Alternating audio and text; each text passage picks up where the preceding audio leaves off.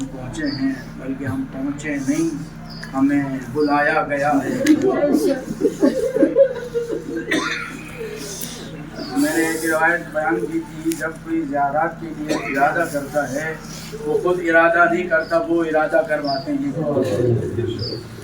سیدہ فاطمہ الزہرا خود امضا کرتی ہیں، کون کون میری کنیز، کون کون ہمارا غلام ہمیں پرسہ دینے کے لیے آئے۔ اس مقام پہ آپ ہیں بی بی سکینہ بنت موسیٰ کاظم۔ آج سے 3 سال پہلے، مجھے ٹوٹل ایران میں 6 سال ہو گئے رہ رہا ہوں میں۔ ان 3 سالوں میں مجھے پتہ نہیں تھا کہ ہماری جد حمزہ یہاں مدفون ہے۔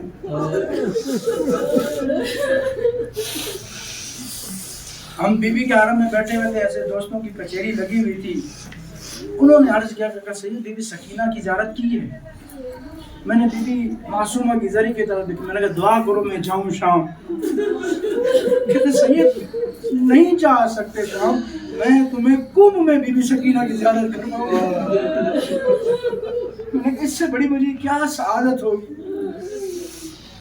ہم لوگوں نے گاڑیاں نکالی، موٹر سائیکل، ہم آئے یہاں پہ زیارت کی۔ جیسے آپ گاڑی سے اترے ہیں اور بیابان دیکھ رہے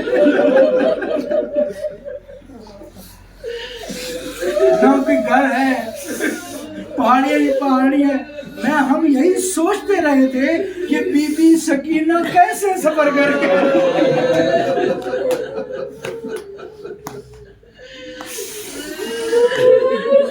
ہمارے لیے تو آسانیاں ہیں۔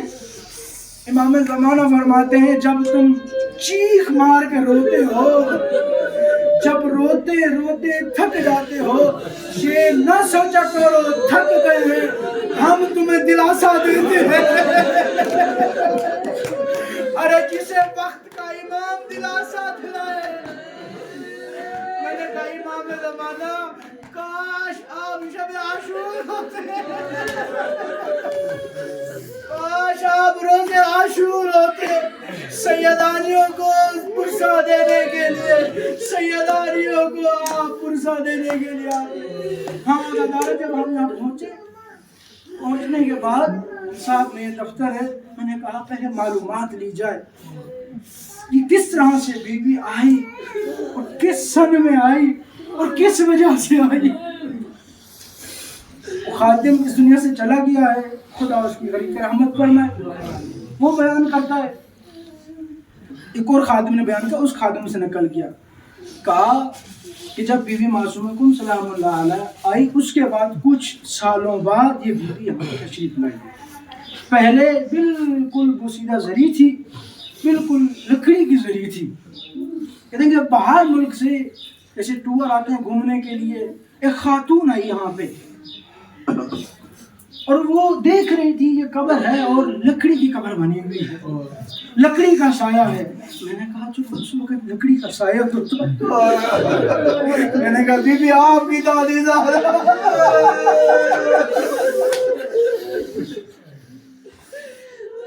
وہ خاتون بے اولاد تھی۔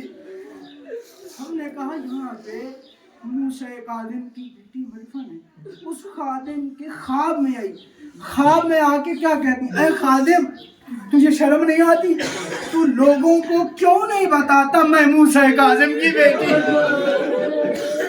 جس طریقے کے ساتھ معصومہ حاجت روا کرتی ہے، میں بھی حاجت روا کرتی ہوں۔ ہاں دادارو، اس خاتون نے منت مانی اللہ مجھے اولاد دے، کافی سالوں سے اس کے پاس اولاد نہیں تھی۔ کچھ سالوں بعد اللہ نے اسے 2 بیٹیاں دی، اس نے دونوں کا نام سکینہ رکھا بی بی کی نسبت سے۔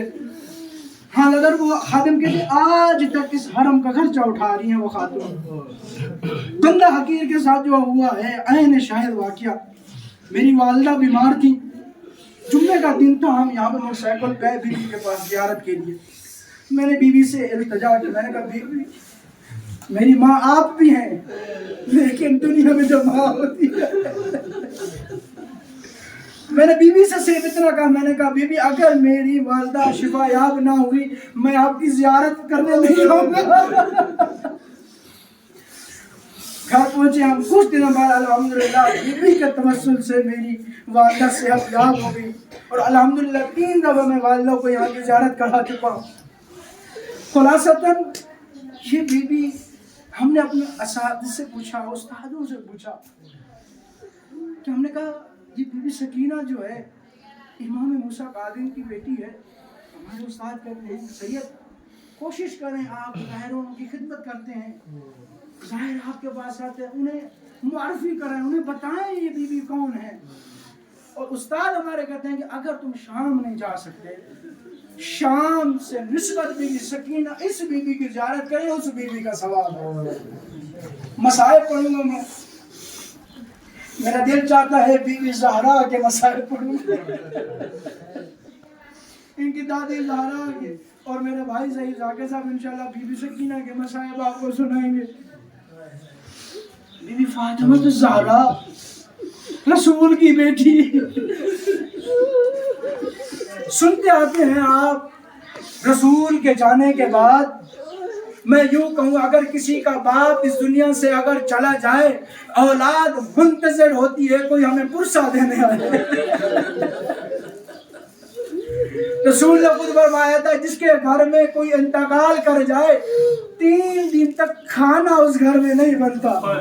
रावी कहता है, कादम कदमनी आयतुल्लाह फातिमा मिन अल्लाह दिल अलमहद किताब है, उसमें ये लिखा हुआ कहता है, एक रावी नकल करता है, रसूल के जाने के बाद दूसरे दिन रसूल के घर को जलाया। अदादारों मैंने पढ़ लिया, आपने सुन लिया। हाँ दादारों, बीबी ज़हरा मुंतज़िर थी, बीबी मुझे माफ करना, आपकी जद्दा मुंतज़िर थी कि मुसलमान आएंगे मुझे पुरसा देंगे। हाँ दादा, आओ मैं आपको बताऊं तारीख में मुसलमानों ने ज़हरा को किस तरह पुरसा दिया। हाँ दादा, ज़हन में रखना, 400 अफराद मौला अली को गिरफ्तार करने के लिए आए थे। हाँ दादारो, इन मलूनों ने लकड़ियाँ जमा की, जमा करने के बाद दरवाजे पे रखी, दरवाजे पे दस्तरबाब करते हैं, कहते हैं कि अली को बाहर निकालो।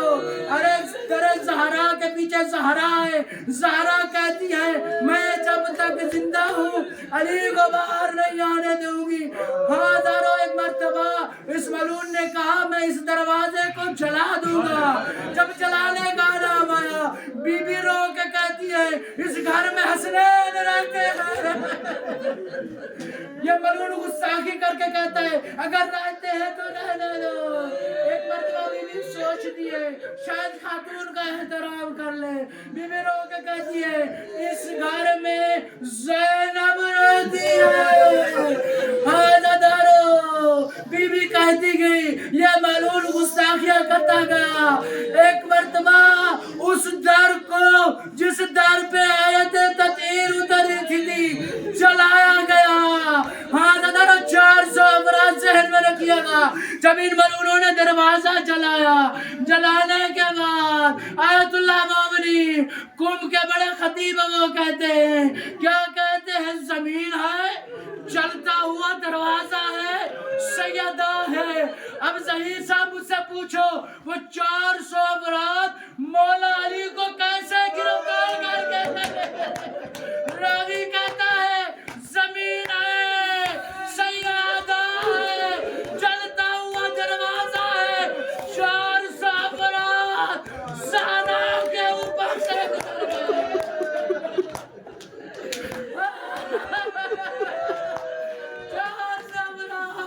मेरी दादी ज़हरा के ऊपर से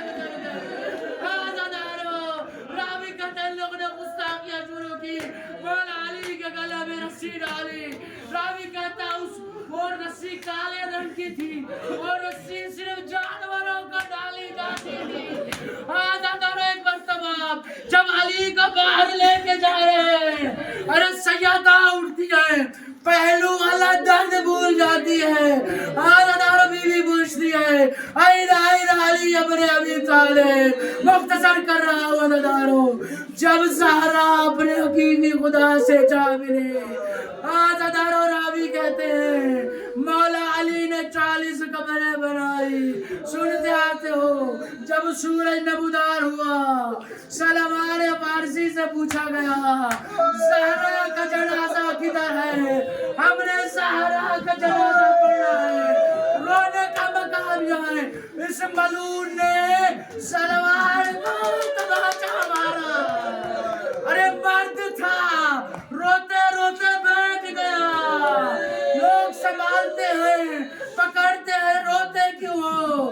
سلمان رو کے کہتا ہے اس ملعون کا ہاتھ اتنا بھاری تھا میں مردوں کے برداشت نہیں کر سکا۔ ارے رسول کی بیٹی، ارے سیدہ